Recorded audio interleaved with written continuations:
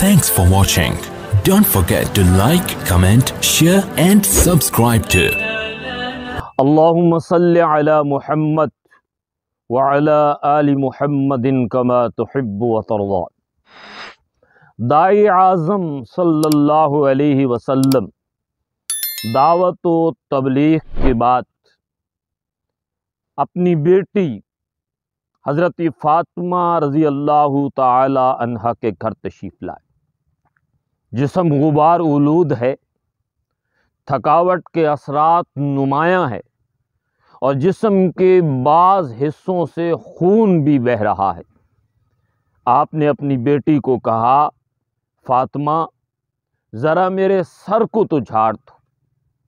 بیٹی نے اپنی گود پیش کی۔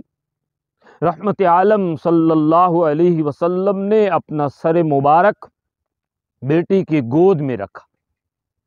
آپ نے محسوس کیا کہ آپ کے چہرے انور پہ، آپ کی گال مبارک پہ کوئی گرم پانی کا قطرہ گرا ہے۔ رحمت عالم صلی اللہ علیہ وسلم نے نگاہ مبارک اٹھائی اور آپ نے دیکھا کہ پیاری بیٹی رو رہی ہے۔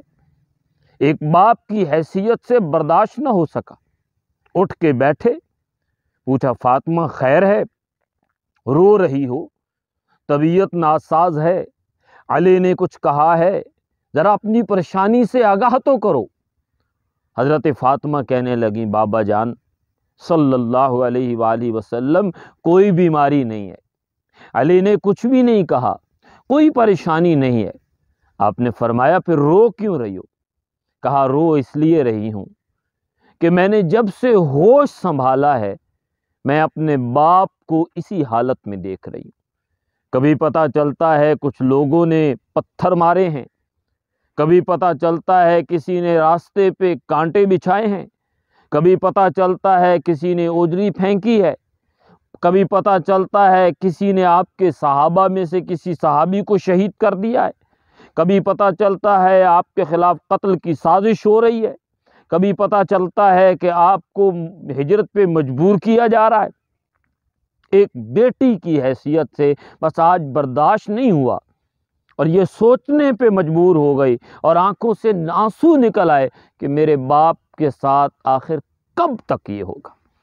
داعی اعظم رحمت عالم صلی اللہ علیہ وآلہ وسلم نے اپنی بیٹی کو ساتھ دست شفقت فرمایا، اس کے سر پہ ہاتھ شفقت کا رکھا، محبت کی چند باتیں کی، پھر اپنی بیٹی کو اپنی دعوت سے آگاہ کیا، اپنی بیٹی کو اپنے پیغام سے آگاہ کیا اور اپنی بیٹی کو اپنے مشن سے آگاہ کیا اور فرمایا، بیٹی اللہ نے تیرے باپ کو ایک ایسی ذمہ داری دی ہے کہ اس ذمہ داری کو ادا کرتے ہوئے یا تو تیرا باپ اللہ کی زمین پر اللہ کا نظام غالب کرے گا، اسلام کا پرچم ہر جگہ لہرا دے گا، یا اسی جد و جہد میں، اسی کوشش میں تیرا باپ اللہ کی بارگاہ میں چلا جائے گا۔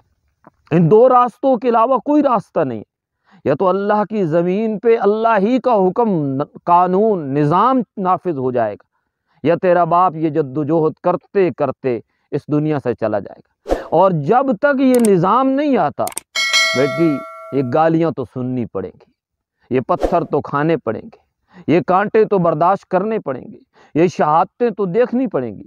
چنانچہ داعی اعظم صلی اللہ علیہ وسلم نے یہ پیغام دیا ہے کہ یہ ایک ایسی ذمہ داری ہے جس ذمہ داری کو ادا کرنے کے نتیجے میں یہ ساری مشکلات اور تکالیف پہلے انبیاء پہ آئی ہیں اور مجھ پہ بھی آ رہی ہیں۔ اللہ ہمیں بھی دعوت کا اس تن من دھن سے کام کرنے کی توفیق عطا فرمائے۔ watching. Don't forget to like, comment, share and subscribe to